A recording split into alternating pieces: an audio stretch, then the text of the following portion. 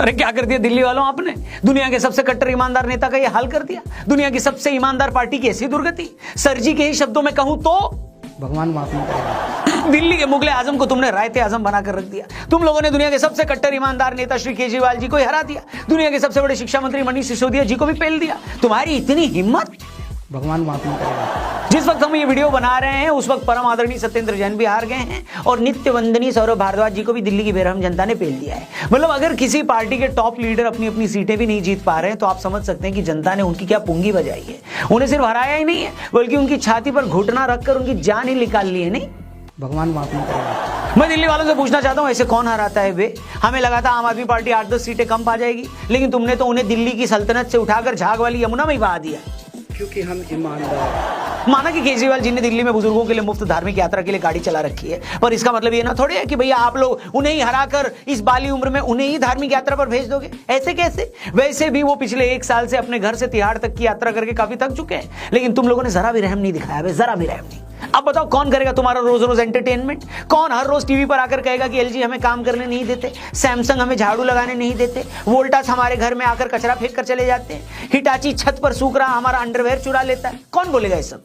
मैं हैरान हूं दिल्ली वालों, आप लोग इतने बेदर्द कैसे हो सकते हो? दुनिया भर के लोग फ्री के एंटरटेनमेंट के लिए दिन भर इंस्टा पर रीलें देखते हैं और तुम्हारे पास खुद का 10 सालों से अपना फ्री का लाइव एंटरटेनमेंट चल रहा था, मगर तुमने अपने हाथों से छत पर लगा एंटीना उखाड़ दिया। वो भी उस आदमी का जो ये बोलता था कि मेरा कोई कुछ नहीं उखाड़ सकता। अगर केजरीवाल भ्रष्टाचारी है तो फिर इस दुनिया के अंदर कोई ईमानदार नहीं है। सच बोल रहा हूं, याद करोगे वो दिन जब हर रोज दिल्ली सरकार का एक मंत्री पुलिस वालों की डोली में बैठकर जेल जाया करता था। एक मंत्री को जमानत मिलती थी, दूसरा अपने हाथ पीले करवाकर उसकी जगह जेल चला जाता था। ऐसा लगता था कि आजादी की दूसरी लड़ाई चल रही है और केजरीवाल सरकार जेल भरो आंदोलन छेड़ रही है। खुद बताओ किस स्टेट में होता है इतना एंटरटेनमेंट है? जादूगर हूं मैं, जादूगर।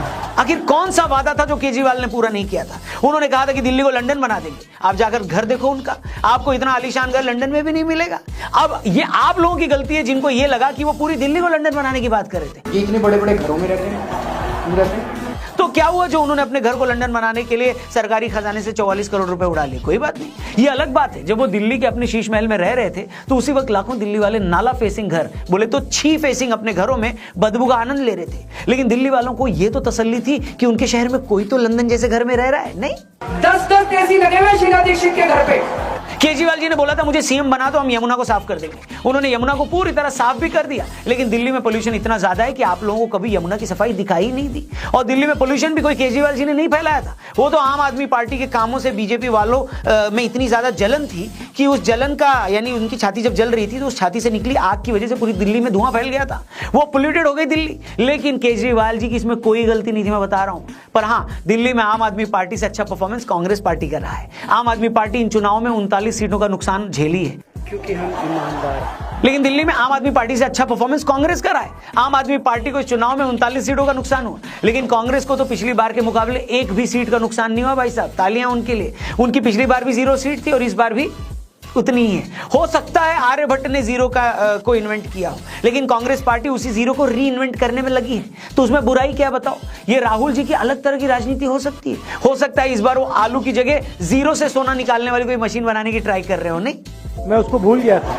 दोस्तों ये तो हो गया हंसी मजाक, लेकिन अब मेन मुद्दे पर आते हैं। आखिर दिल्ली के इन चुनावी नतीजों के मायने क्या हैं? कौन से वो 4 टेकअवेज हैं जो इस रिजल्ट से हम ले सकते हैं? लेकिन इससे पहले कि उन कारणों पर हम आए, आप जरा डिस्क्रिप्शन में जाएं। हमारे यहाँ अन्नदान को महादान कहा गया है, इसलिए भोलेनाथ के भक्तों के लिए महाशिवरात्रि पर जो अन्नदान होगा ईशा फाउंडेशन के आश्रम में, उसके लिए आपने लास्ट टाइम भी कंट्रीब्यूट किया था, डोनेट किया था। इस बार भी मौका है हम सबके पास, आइए मिलकर उन्हें सपोर्ट करें। लिंक डिस्क्रिप्शन और पिन कमेंट में दिया है। अपने दोस्तों से भी इस लिंक को जरूर शेयर करिएगा और महादेव के भक्तों के लिए अन्नदान में जरूर कंट्रीब्यूट करिएगा, डोनेट करिएगा। आगे बढ़ते हैं।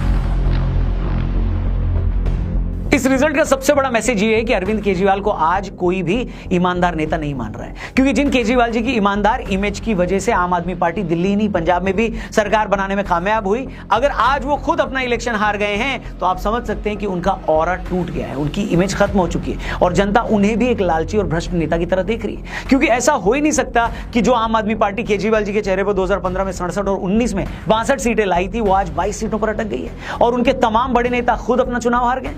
इसका सीधा मतलब यह है कि लोगों को भी लगता है कि केजरीवाल जी की पार्टी भी बाकी पार्टियों की तरह है। पिछले 4 सालों में शराब नीति को लेकर केजरीवाल और पूरी आम आदमी पार्टी पर जो इल्जाम लग रहे हैं, लोगों ने काफी हद तक उन आरोपों को ठीक भी माना है। केजरीवाल इस बात का भी जवाब नहीं दे पाए कि 10 सालों बाद भी यमुना गंदी क्यों है। वो इस बात को भी क्लियर नहीं कर पाए कि आज पंजाब में भी उनकी सरकार है तो क्या वजह है कि आज भी पंजाब से पराली का धुआं दिल्ली आ रहा है। इसके अलावा उन्होंने अपने मकान के रेनोवेशन पर 44 करोड़ रुपए खर्च किए। इस खर्च की बात तो खुद दिल्ली सरकार भी मानती है। तो इन सारे इल्जामों ने उन्हें भी बाकी पार्टियों की तरह एक और पार्टी बना दिया जो करप्शन भी कर सकती है, जो अपनी शान और शौकत पर पैसा भी खर्च कर सकती है, जिसके नेता अपने फायदे के लिए सरकारी पॉलिसियां भी बदल सकते हैं।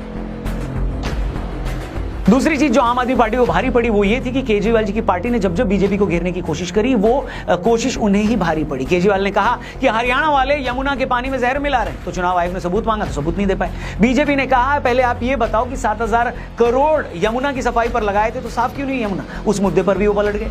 फिर 23 जनवरी को अपना घोषणा पत्र लाकर बीजेपी को चैलेंज किया कि आम आदमी के लिए आयकर की सीमा 7 लाख से बढ़ाकर 10 लाख करो। आम आदमी पार्टी को पता था कि बीजेपी ये कर नहीं पाएगी। बीजेपी ने आयकर में छूट की सीमा 10 क्या 12 लाख कर दी। आम आदमी पार्टी ने अफवाह फैलाई कि बीजेपी तो गाली देने वाले रमेश बिधूड़ी को मुख्यमंत्री बनाना चाहती, मगर बाद में उन्हें रियलाइज हुआ कि उनकी इस बात से तो बीजेपी को ही कालकाजी सीट और उनके आसपास की सीटों पर जाट वोटों का फायदा हो सकता है। जब उसे यह बात महसूस हुई तो वो खुद इस मुद्दे से हट गई। आम आदमी पार्टी ने कहा कि हम सत्ता में आएंगे तो महिलाओं को 2100 देंगे। बीजेपी ने कहा कि तुम 2100 दोगे, हम 2,500 रुपए महिलाओं को देंगे। बीजेपी ने लगे हाथ आम आदमी पार्टी से भी पूछ लिया कि ये बताओ जीत कर आओगे तो महिलाओं को 2100 क्यों दोगे, अभी तो तुम ही सत्ता में थे, तब क्यों नहीं दिया। आम आदमी पार्टी इसका जवाब भी नहीं दे पाई। इस तरह आम आदमी पार्टी ने जिस चीज को मुद्दा बनाया, आखिर वही चीज उन्हें भारी पड़ गई। 2024 में जब लोकसभा के रिजल्ट आए थे दोस्तों और बीजेपी को मेजोरिटी से 30 सीटें कम आई थी, तो बहुत सारे लोगों ने दावा किया था कि मोदी का जादू कम हो गया है। देखना हरियाणा, महाराष्ट्र और बाद में दिल्ली भी बीजेपी हारेगी। इसके बाद नीतीश कुमार या चंद्रबाबू बीजेपी से सपोर्ट वापस लेंगे और उनकी सरकार गिर जाएगी। मगर हुआ क्या, हरियाणा में बीजेपी ने सारे अनुमानों पर लात मारते हुए लगातार तीसरी बार सरकार बनाई। महाराष्ट्र में उनके अलायंस ने इतनी सीटें जीती जितनी महाराष्ट्र की हिस्ट्री में आज तक किसी ने नहीं जीती थी, और दिल्ली में तो उसने पूरी बाजी ही पलट दी। बहुत सारे लोग ये बोल रहे थे कि दिल्ली की राजनीति हरियाणा और महाराष्ट्र से अलग है। दिल्ली में आम आदमी पार्टी के पास केजरीवाल है और बीजेपी के पास कोई चेहरा नहीं है, लेकिन यहां भी बीजेपी आम आदमी पार्टी से उनकी 38 सीटें छीन चुकी है। मतलब लोकसभा इलेक्शन के बाद जो ये हवा बन रही थी कि मोदी का जादू कम हो गया है, एक के बाद एक विधानसभा नतीजों ने ये प्रूव कर दिया है कि मोदी का जादू शायद आज अपने चरम पर है। अगर बीजेपी दिल्ली जैसे स्टेट में भी बिना सीएम फेस के केजरीवाल जैसे मजबूत नेता को हरा रही है तो मोदी का ही जादू है, ऐसा एक्सपर्ट्स बोल रहे हैं। लोकसभा इलेक्शन के बाद से लगातार तीसरा स्टेट इलेक्शन है जब इंडी गठबंधन या उसकी पार्टियां बीजेपी से हार गई। आम आदमी पार्टी और कांग्रेस लोकसभा में साथ थे, इंडिया अलायंस का हिस्सा थे, मगर दिल्ली में वो एक दूसरे के बाल नोच रहे थे। पहली बार राहुल गांधी ने केजरीवाल को शराब घोटाले का अक्यूज बताया। केजरीवाल ने भी राहुल बाबा पर डायरेक्ट अटैक किया। आज दिल्ली में बीजेपी जीत गई है तो उमर अब्दुल्ला ने ट्वीट करके लिखा कि और लड़ो आपस में। इससे पहले इंडिया अलायंस की बहुत सारी पार्टियां ममता बनर्जी को अपना फेस बनाने को बोल चुकी है, लेकिन कांग्रेस इसके लिए तैयार नहीं हुई। ये लोग महाराष्ट्र में आपस में लड़े थे,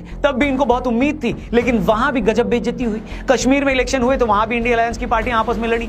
मतलब आप ये कह सकते हैं कि इंडिया अलायंस अब दी इंडिया अलायंस हो चुका है। तो दोस्तों ये तो कुछ बड़े टेकअवेज इस इलेक्शन के, लेकिन केजरीवाल का खुद इलेक्शन हारना मुझे लगता है इंडियन पॉलिटिक्स के पिछले 10 सालों की सबसे बड़ी खबर है। जिस आदमी ने पॉलिटिक्स में आते ही भूचाल ला दिया था, जिनकी ईमानदारी और नए तरीके की पॉलिटिक्स की पूरी दुनिया में चर्चा हो रही थी, अगर वो खुद करप्शन के आरोपों में जेल जाएं और फिर अपना चुनाव भी हार जाएं तो इससे बड़ी खबर और कुछ नहीं हो सकती। ये किसी फिल्मी कहानी से कम नहीं लगता मेरे को।